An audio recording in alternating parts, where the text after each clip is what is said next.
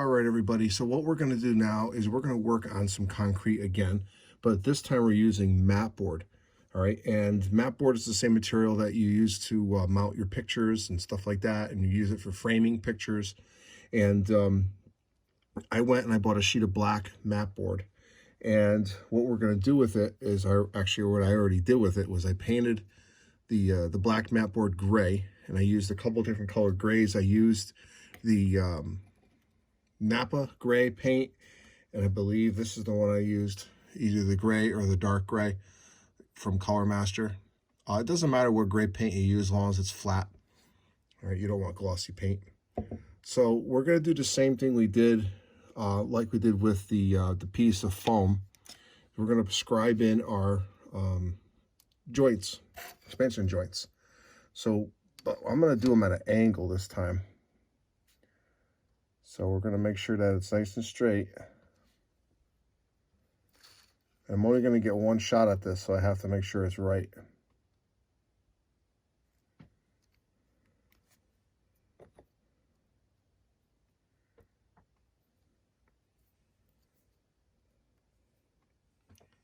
Okay, my arm is in the picture, so I apologize about that. Let's see.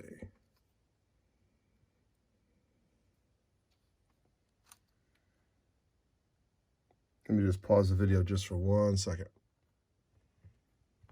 All right, so that was kind of hard to cut and film at the same time. So I did cut the two expansion joints rather, and I'm going to continue on to do these lines, and then I'm going to flip the ruler around and go this way. So we'll be right back, and I'll show you another step. Okay, so I repositioned the camera, and you want to make sure that with this type of thing, you want to make sure that your ruler is totally straight.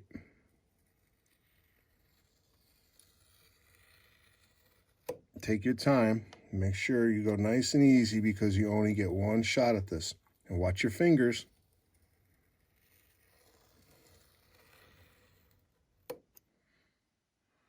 Where my finger is, you have to be careful because when you're slicing, you may take off a little bit more than you expected.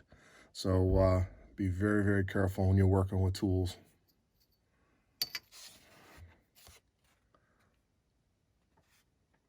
So you can see the lines.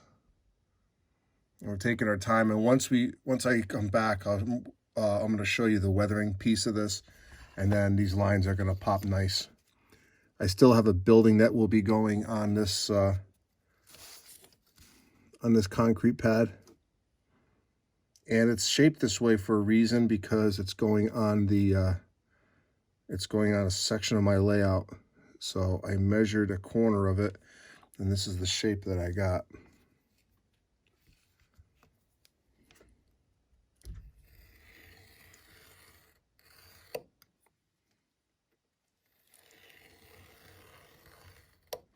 So you're going to cut it once, and then you're going to flip the blade over and then slice it again. And when you flip the blade over, it actually takes the expansion joint and opens it up just a little bit, and you can actually see it. So once you start putting your weathering powders in there and any other weathering materials, or even the little ground foam that I did on the first video, this is going to really pop nice and fill in really good. So we'll be right back, and we'll go on to the next step. All right, so since I started on this edge here to draw the lines this way, I'm going to use the same edge to go in the other direction. So otherwise, I wouldn't get perfectly straight squares, if that makes sense.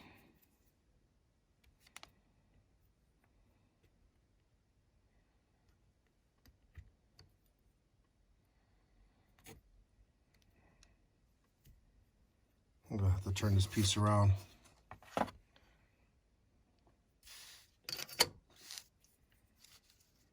I thought I could work with my my non-dominant hand, but that's not going to work.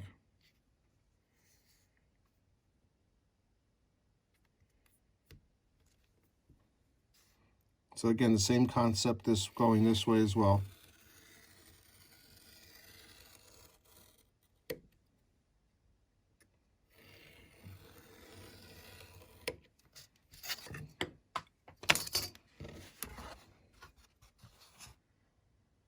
There you go. So I'm going to continue on, and then I'm gonna sponge paint this with different grays to add some more some different colors to this as well. So we'll be back. All right, so the next step is going to be to do some weathering on the concrete. So we're going to start with a country tan, and then we're going to finish it up with a dark gray.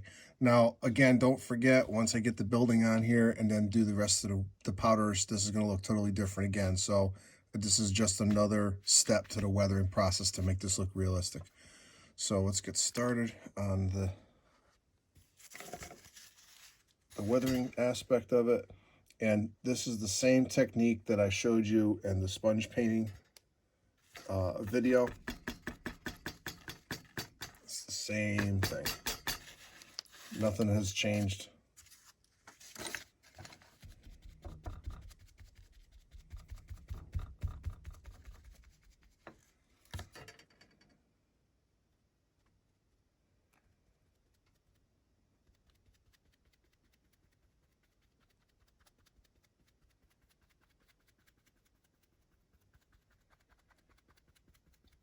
And for this, I'm just trying to tone down the gray and add a little variety.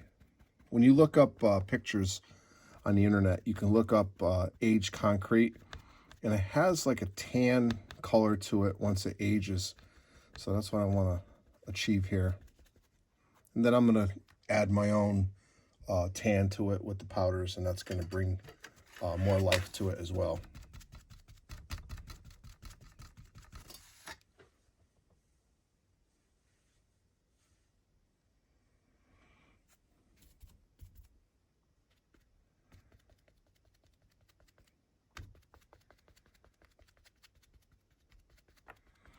This is not a heavy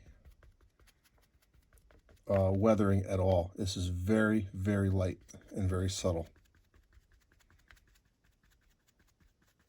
There's hardly any paint on the sponge, so that's why you're really not seeing too much on the screen.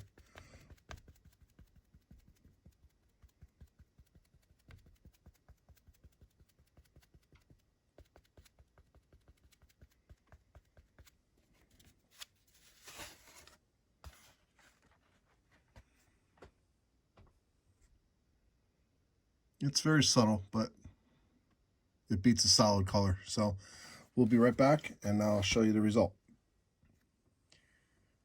All right, so the country tan color is done, and you can see the difference in the piece already.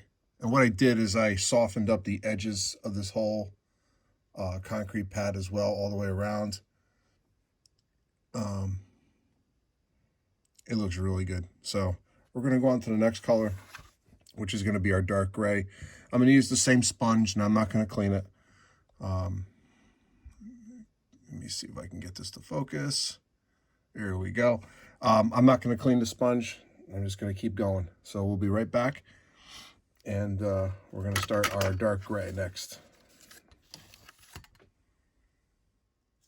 Alrighty, so we're all set with this piece. So I got the other gray already on, and as you can tell, it's definitely more weathered than it was when I started.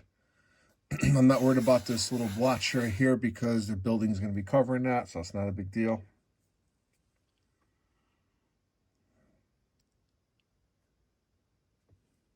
And let's see if I can zoom in. There we go. So now you can see the different color variations and whatnot. So this is not done. I still have to do another weathering step, which is going to be powders. So we'll be back, and I'll show you the next step. All right, so when you're putting your powders on, just like I did with the foam piece I did earlier in how to model cement #1, it's the same technique where you're just using the powders lightly to expose the expansion joints. And then you're going to go back over this again with another color.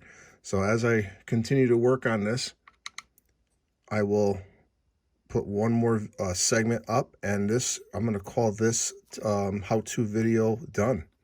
So we'll be right back. All right, everybody. So this is going to be the conclusion of this segment on how to model concrete part 2. And as you can tell, the area looks pretty realistic. And using mat board is definitely a viable option if you're doing a model like this. Now, if you want to see this build in particular, it's a totally separate video that I will link to this video. So look out for that. And I appreciate your support of my channel. If you have any questions, please put it in the comments. I do answer all comments. And I appreciate your support of my channel. So if you haven't already, please give me a like. And I'll see you at the next how-to. Have a great night or great day.